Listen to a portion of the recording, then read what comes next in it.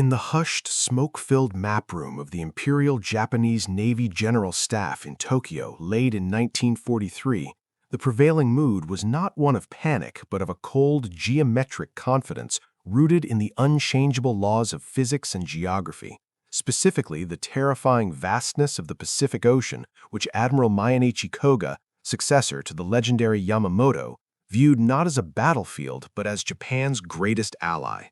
As Koga stood before the massive Mercator projection that dominated the wall, tracing the invisible lines of latitude that separated the American anchorage at Pearl Harbor from the inner defense perimeter of the empire, he relied on a strategic doctrine known as Zengen Sakusen, Attrition Operations, which was predicated on a single fatal assumption regarding the logistical tether of the United States Navy. The logic was mathematically seductive. The distance from Hawaii to the Marshall Islands was over 2,000 miles, and to the Caroline Islands was nearly 3,000, a staggering expanse of blue desert that imposed a hard limit on naval operations known as the radius of action, meaning that any American task force attempting to strike deep into Japanese territory would burn half its fuel just to get to the fight, leaving only a sliver of endurance for combat before being forced to turn around and limp back to the safety of Pearl Harbor to drink from the oil tanks. To the Japanese admirals, the American fleet was a powerful but short-winded giant, a boxer that could throw a devastating punch but had to retreat to its corner after every round, creating a rhythmic yo-yo effect where the U.S. Navy would strike, deplete its resources, and then vanish from the theater for weeks or even months to refuel and rearm. This cyclical vulnerability was the cornerstone of Japanese defense, for it guaranteed them precious intervals of silence, weeks of calm seas during which they could repair their airfields, reinforce their island garrisons, and reposition their own combined fleet to prepare for the decisive battle, Kantai-Kessen, on their own terms, close to their own supply lines while the Americans were stretched to the breaking point. This belief was not born of arrogance but of observation, for in the early years of the war, the tyranny of distance had indeed strangled American ambitions, a reality experienced viscerally thousands of miles away on the heaving bridge of a Fletcher-class destroyer escorting a carrier task force near the Gilbert Islands. Lieutenant Commander Miller, clutching the stanchion of the USS Nicholas as the ship rolled 20 degrees in the heavy swell, watched his fuel gauges with the same anxiety a man watches a ticking bomb, because in 1943, a destroyer was a thoroughbred racehorse with a gluttonous appetite, burning through thousands of gallons of bunker C fuel oil every day just to maintain station. Miller knew the unforgiving arithmetic of steam propulsion. At high speeds during combat maneuvering, his turbines guzzled oil at a rate that could drain his tanks in 48 hours, and once he hit the point of no return, he became a liability to the entire fleet, a dead weight that had to be towed or abandoned. The standard operating procedure of the era dictated that to refuel, the entire task force had to retire to a forward base or rendezvous with a slow, vulnerable tanker in calm waters, a maneuver that was fraught with danger and required the cessation of offensive operations. Miller had seen operations canceled simply because the legs of the escort ships were too short, forcing the carriers to turn back just when the enemy was vulnerable, a humiliating retreat dictated by the emptiness of the fuel bunkers. The ocean was simply too big and the ships were too thirsty. The Japanese strategy relied on the Americans seizing an island, spending months building port facilities and tank farms, and then using that island as a stepping stone to the next, a plodding, methodical advance that would take decades to reach Tokyo. Koga and his staff laughed at the idea of a blitzkrieg across the Pacific because they knew that a fleet without a base was a fleet that was dying. Ships needed fresh water for their boilers, provisions for their crews, and thousands of tons of ordnance, and these things did not exist in the open ocean. The Japanese commanders felt secure in the knowledge that the Americans were tethered to their harbors by an invisible steel chain of logistics, a chain that snapped tight every time they ventured too far west. They could not imagine that the Americans were about to break the laws of naval warfare by deciding that if they couldn't bring the fleet to the base, they would bring the base to the fleet. As Miller watched the horizon, hungry for a fight but bound by his fuel gauge, he represented the frustration of a navy that had the power to win but lacked the reach to finish the job, trapped in a strategic stalemate where the sheer size of the Earth seemed to be on the side of the Empire. The Japanese were banking their survival on the belief that the Americans would have to go home to sleep. They were unprepared for the terrifying possibility that the enemy might decide to never go home at all. The man charged with breaking this iron law of distance was not a dashing aviator or a battleship tactician, but a 60-year-old logistical savant named Commodore Worrall Reed Carter, a recalled retiree who possessed a mind that functioned like a master inventory ledger and who understood that in modern warfare, a shell that cannot be delivered to the gun breech is as useless as a stone. Under the directive of Admiral Nimitz, Carter was given command of Service Squadron 10, or ServRon 10, a unit that was destined to become the most bizarre and structurally complex armada in naval history, essentially a floating industrial metropolis designed to weigh anchor and follow the combat fleet wherever it went. In early 1944, the test of this revolutionary concept took place in the placid turquoise waters of Majuro Atoll in the Marshall Islands, a location that possessed a magnificent deepwater lagoon but absolutely nothing else. No piers, no cranes, no fuel tanks, and no warehouses. Yet when the exhausted Task Force 58 arrived after their strikes, they did not find a barren wilderness, but a bustling city that had materialized out of thin air. Carter had assembled a fleet of hundreds of auxiliary vessels that acted as a surrogate harbor, creating a floating infrastructure where specialized ships performed the functions of terrestrial buildings. There were concrete barges dedicated solely to baking bread, reefer ships that acted as floating freezers holding tons of Australian beef and fresh eggs, floating dry docks capable of lifting destroyers out of the water, and massive distillery ships that sucked in the ocean and spit out fresh water for boilers and canteens. But the beating heart of this floating city was the mastery of underway replenishment, or UNREP, a technique that the U.S. Navy transformed from a dangerous experiment into a high-speed industrial ballet. We zoom in on the deck of the fleet oiler USS Cimarron, steaming at 12 knots through the swells, parallel to an Essex-class carrier, separated by only 80 feet of rushing water that created a terrifying hydrodynamic suction effect known as the Venturi interaction, which constantly threatened to pull the two massive hulls together in a catastrophic collision. On the deck of the oiler, the boatsmen's mates, stripped to the waist and slick with salt spray, operated the new span wire rigs, shooting a shot line across to the carrier to haul over the heavy rubber hoses, keeping the tension constant with winches that compensated for the rolling of the ships. This was not just refueling. It was a high-wire act of physics where millions of gallons of Bunker C fuel oil and high-octane avgas were pumped across the gap while both ships were moving, a feat the Japanese Navy considered too dangerous to attempt in rough seas, but which the Americans performed as a daily chore, rain or shine. Simultaneously, on the other side of the carrier, an ammunition ship would be highlining bombs and torpedoes using transfer chairs, swinging tons of ordnance across the gap while sailors on the receiving end caught the crates with practiced ease.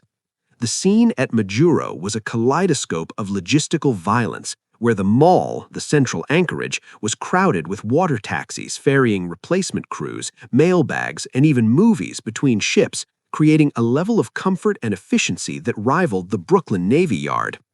Carter's genius lay in the standardization of this chaos, creating a system where a battleship could enter the lagoon at dawn, pull alongside an oiler, take on 500,000 gallons of fuel, move to an ammo ship to replenish its 16-inch shells, stop by a provision ship to load crates of lettuce and ice cream mix, and be steaming back out to the open ocean by sunset, fully revitalized without ever dropping an anchor or touching land.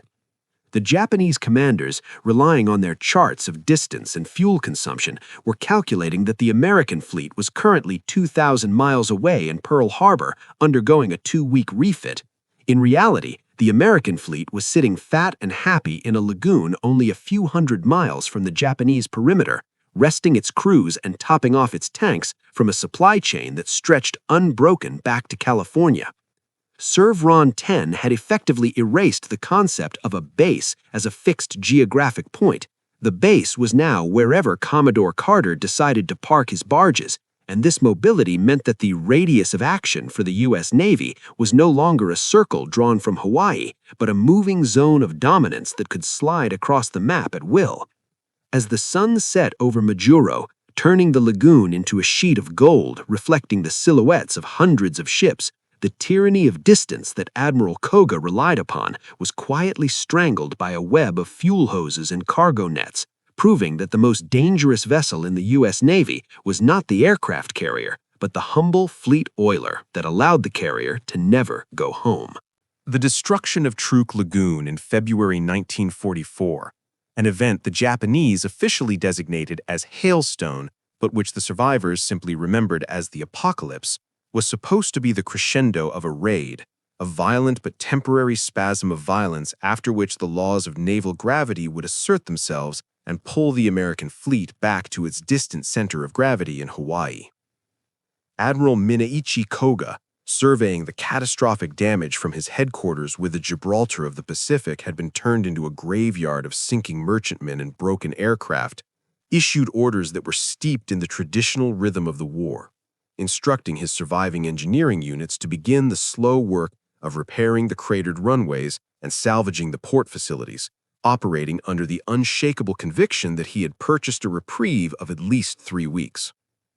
The logic of the Imperial General Staff was sound by all pre-1944 standards. The American Task Force 58 had sorted with a finite amount of aviation gasoline and a finite number of heavy bombs, and having expended them in a 2-day orgy of destruction, they were now purely defensive shells that must inevitably retreat 2,000 miles east to the magazines of Pearl Harbor to reload, a round-trip voyage that would grant Japan a precious window of silence to regroup and reinforce the next line of defense in the Marianas.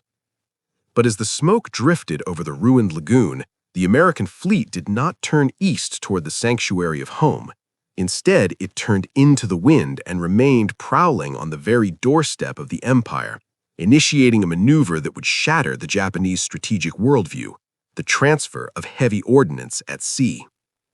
Deep in the Philippine Sea, the carrier USS Enterprise, her magazines depleted of 1,000-pound general-purpose bombs and torpedoes, pulled alongside the ammunition ship USS Mauna Loa AE-8, a floating bomb dump that was sitting low in the water, packed with thousands of tons of high explosives. In the choppy swells of the open ocean, the two ships commenced a terrifyingly delicate industrial waltz known as the Burton method, a procedure that terrified even the most seasoned bosun's mates because it involved swinging pallets of live ordnance between two heaving steel hulls that were steaming at 12 knots, separated by only a narrow gorge of rushing whitewater.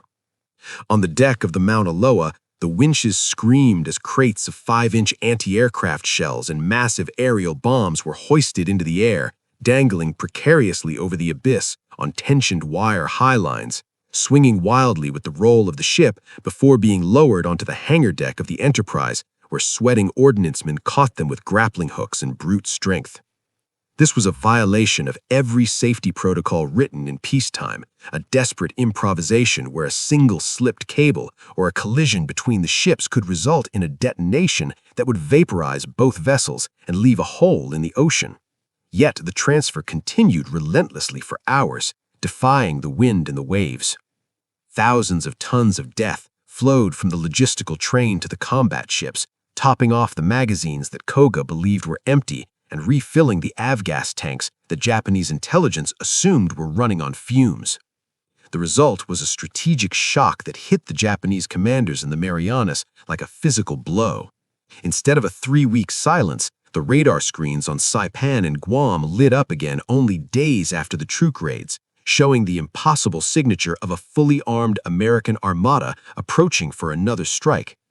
The Japanese garrison commanders, who had been radioing Tokyo that the Americans had surely withdrawn, stared at the incoming waves of Hellcats and Helldivers with a cognitive dissonance that bordered on madness, unable to comprehend how a fleet could regenerate its lethality without returning to port. The tether that had bound the U.S. Navy to Pearl Harbor, the need to return to a fixed base to rearm, had been severed, not by magic, but by the daring seamanship of the logistical crews who had learned to pass ammunition in a sea state 4. The psychological impact on the Japanese high command was devastating. Their entire defensive strategy of attrition and recovery collapsed because the recovery phase had been eliminated from the equation. The enemy was no longer a visitor who came and went. They were a permanent resident of the Japanese waters, a siege engine that never ran out of ammunition and never needed to sleep. Admiral Koga realized with a sinking heart that the Pacific Ocean had effectively shrunk. The thousands of miles of buffer zone that were supposed to protect the homeland had been rendered irrelevant because the Americans had brought their magazines with them. The fleet that refused to go home was a terrifying new reality, transforming the war from a series of duel-like raids into a relentless, suffocating pressure that would not lift until the keel of the U.S. Navy was grinding against the shores of Japan itself, proving that the greatest weapon in the American arsenal was not the bomb, but the ship that delivered the bomb to the carrier in the middle of the ocean. By late 1944, the Ulithi Atoll had become the best-kept secret in the Pacific War, a crescent-shaped coral reef roughly 4,000 miles from San Francisco that enclosed a lagoon large enough to hold the combined navies of the world. But its most terrifying asset was not the rows of aircraft carriers or the clusters of battleships, but a peculiar, ungainly structure floating near the northern channel known as the USS ABSD, the Advanced Base Sectional Dock.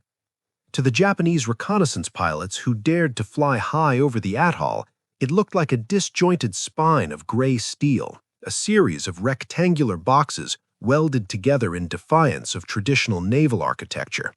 But to Chief Petty Officer Miller, a master welder with the lungs of a pearl diver and the hands of a surgeon, the ABSD was the most powerful weapon in the American arsenal because it possessed the godlike ability to resurrect the dead. In November 1944, the light cruiser USS Reno, CL-96, limped into the lagoon, her starboard side ripped open by a Japanese submarine torpedo, a catastrophic wound that exposed her innards to the sea and left her listing precariously.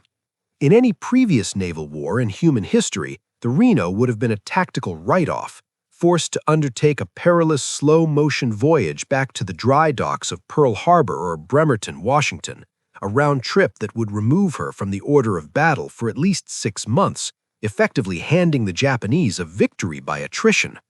But at Ulithi, the rules of attrition had been suspended. Miller stood on the wing wall of the ABSD-1, a behemoth capable of lifting 90,000 tons, enough to hoist a battleship completely out of the water, and watched as the massive ballast tanks were flooded, sinking the dock floor beneath the surface with a roar of escaping air. The Reno was guided into the submerged cradle by tugboats, a delicate operation where thousands of tons of wounded steel had to be positioned with inch-perfect precision over the keel blocks. Once the cruiser was secured, the pumps roared to life, expelling millions of gallons of seawater, and slowly, impossibly, the ocean released its grip.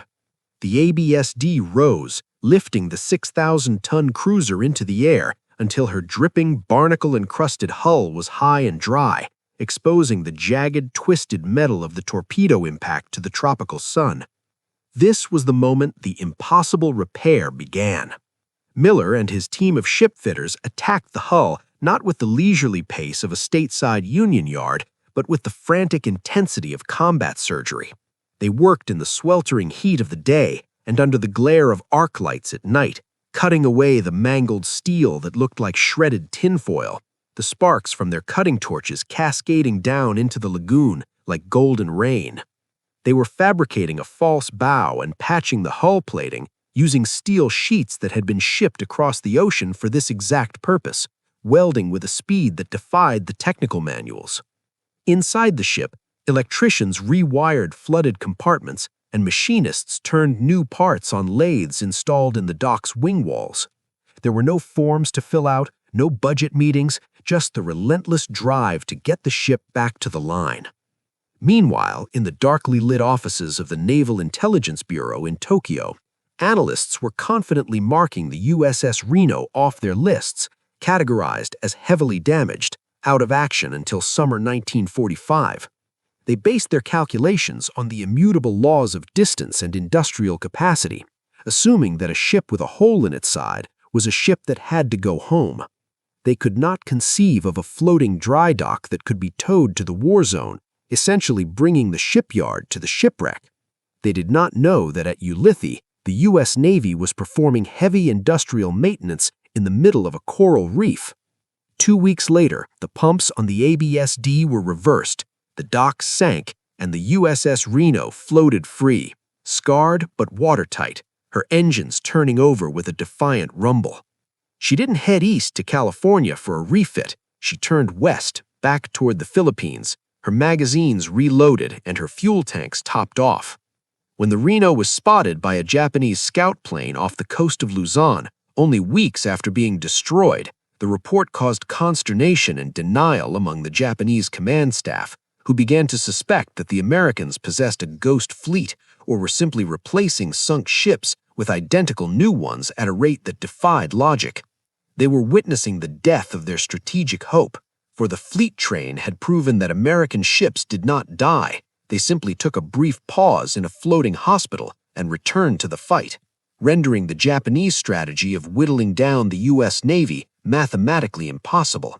The ABSD had turned the ocean into a garage, and Chief Petty Officer Miller, wiping the soot from his eyes as he watched the cruiser depart, knew that he had done more damage to the Empire with his welding torch than he ever could have with a gun, for he had denied the enemy the one thing they needed most: time.